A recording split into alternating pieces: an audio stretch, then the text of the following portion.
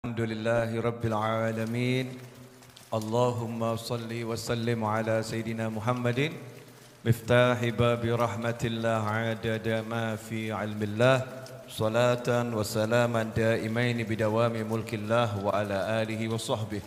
Allahumma salli wa sallim ala al-habibil mahbub habibi rabbil marbub. Assalamualaikum warahmatullahi wabarakatuh.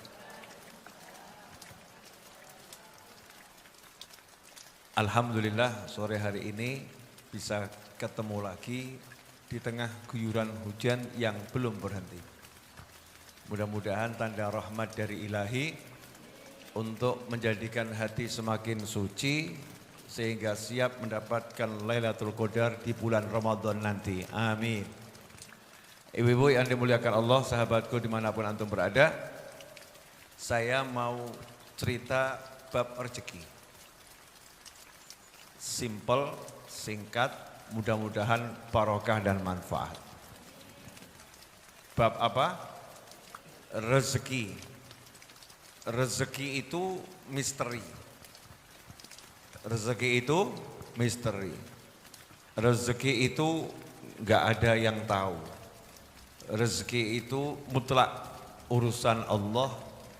Rezeki itu sudah dibagi.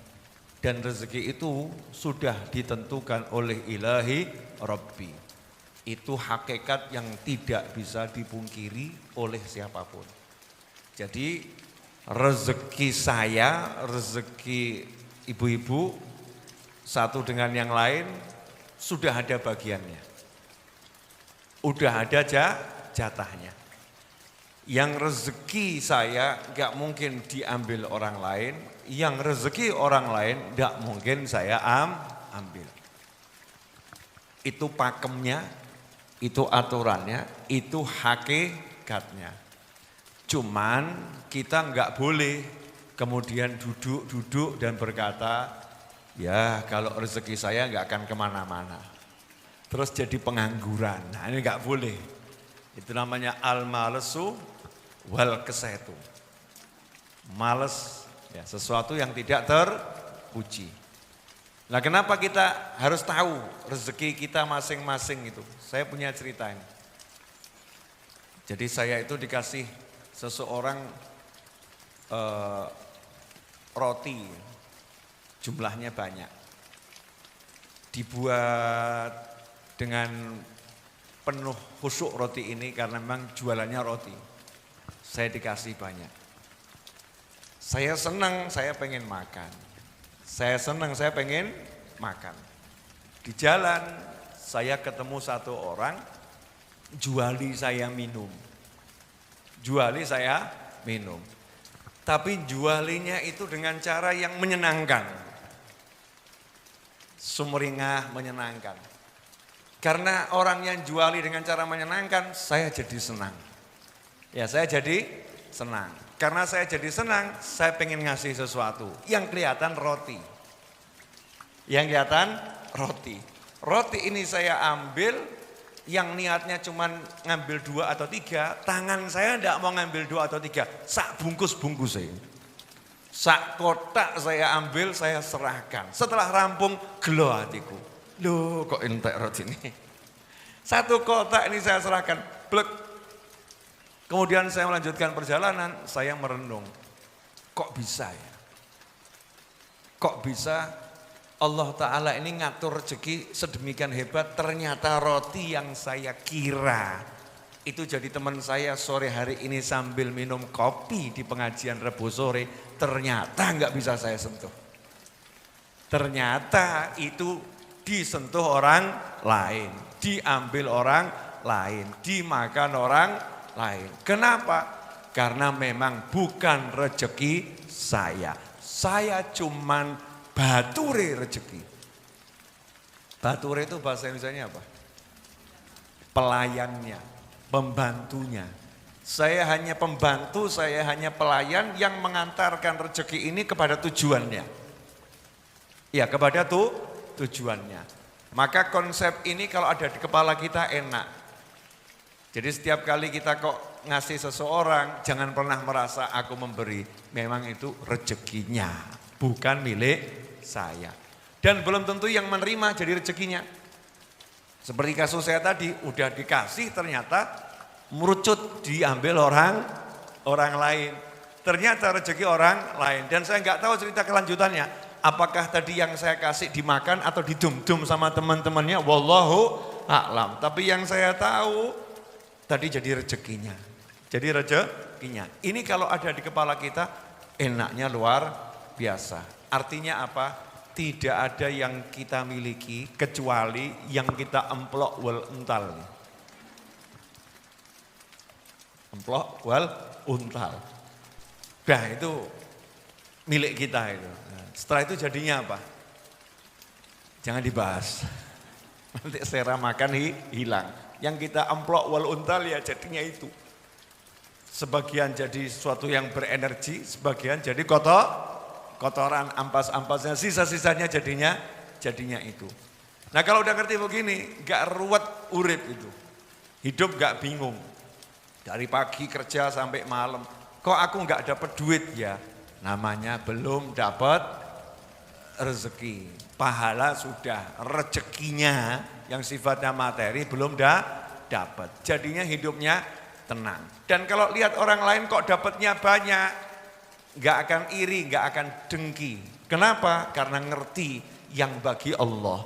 Nah kalau Allah mau ngasih dia segitu, saya kok gak suka, berarti saya gak suka sama Allah. Gak suka sama pembagiannya Allah, berarti gak suka sama Allah. Yang kedua, semalam saya ngisi pengajian di Banjarbaru, itu di daerah Kalimantan Selatan. Ya tempatnya Ibu Nur Rohmah tuh. Calon besannya kakak saya. Itu yang pakai baju serba pink itu, nah itu calon besannya kakak saya. Ibu Nur Rohmah itu. Di daerah sana ya. Di Banjarbaru. Nah saya ceramah di sana, itu ada tulisan di majelis. Bukan masalah apa yang kamu dapat hari ini. Tapi yang jadi masalah apa yang sudah kamu berikan hari ini. Keren banget tuh kalimat. Jadi yang penting itu bukan hari ini aku dapat apa. Tapi yang penting adalah hari ini apa yang sudah kamu berikan.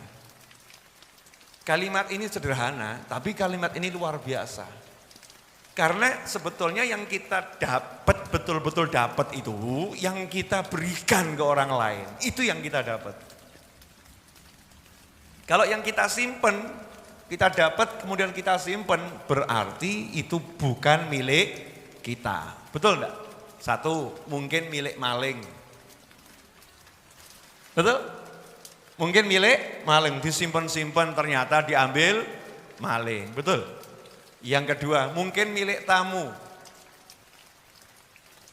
Ya, yang ketiga, nah ini yang rodok enak tapi enggak enak. Nah kalau malaikat Israel alaihissalam kok mampir, terus lihat jenengan kok cocok, diangkut. Berarti yang disimpan jadi milik siapa? Milik ahli waris. Nah milik kita yang mana? Yang kita kirim ke akhirat.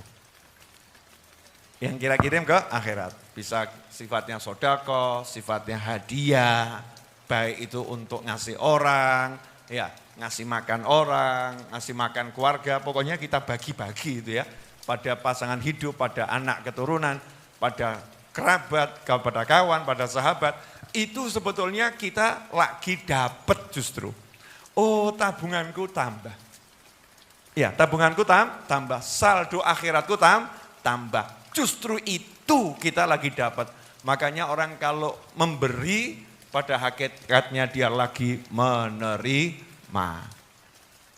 Saat memberi berarti lagi menerima. Jadi kalau jarang memberi berarti jarang menerima. Saya tipe manusia yang latihan, gak suka nyimpen. Ya, nggak suka nyimpen. Yang ada, yang ada, latihannya begitu. Ya belum lulus, tapi latihan. Yang ada, bagi. Yang ada, bagi. Yang ada, bagi. Cita-cita saya nanti kalau saya mati, nanti jangan sekarang. Janjinya kan jenengan mau berangkat duluan. Itu ya. Setelah panjang umur, sehat afil otaatilah kan semua meninggal ya. Tapi perjanjiannya kan jenengan survei lokasi dulu, berangkat duluan, baru nanti panggil-panggil saya, Beb lokasinya bagus gitu kan ya. Ya nanti kalau cocok ya saya nyusul. Insya Allah panjang umur semua, amin. Cita-cita saya itu nanti kalau isdet, sedo, tewas, gugur, wafat, mati, apapun namanya itu. Saya nggak pengen punya apa-apa di tubuh saya, kecuali pakaian yang saya pakai. Pengennya itu. Jadi tidak ada judulnya milik saya. Biar apa? Ke akhiratnya enteng. Terus gak ada apa-apa nih. Tidak pakai bawa macam-macam, karena semua pengen sudah tak dum. Gitu ya. Ya dibagi. Itu hidup enak kalau bisa begitu. Nah selama kita tuh masih merasa milikku, siap-siap rekoso uripmu. Ini quote of the day ya.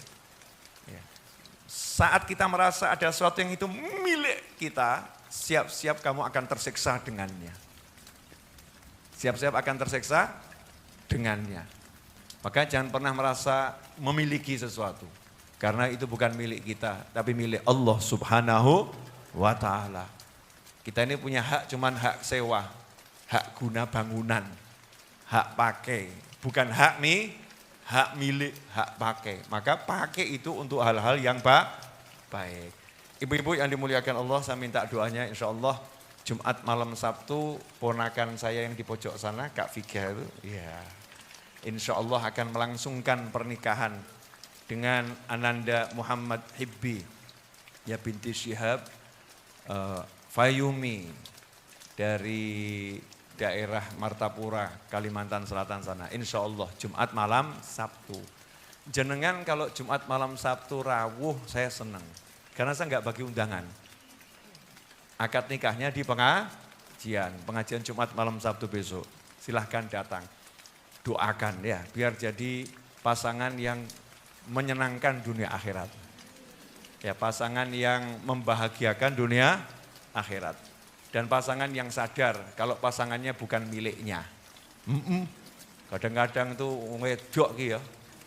Rumangsa lanang ki wekku. Masya Allah, dilirik wedok liyane langsung girap-girapan gitu ya.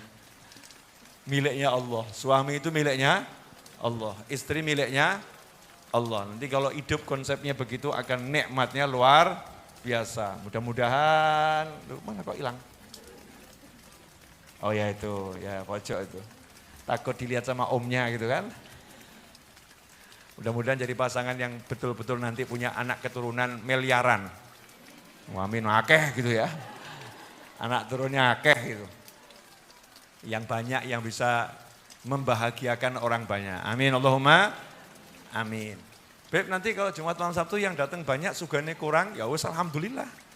Belajar sabar berarti tamunya.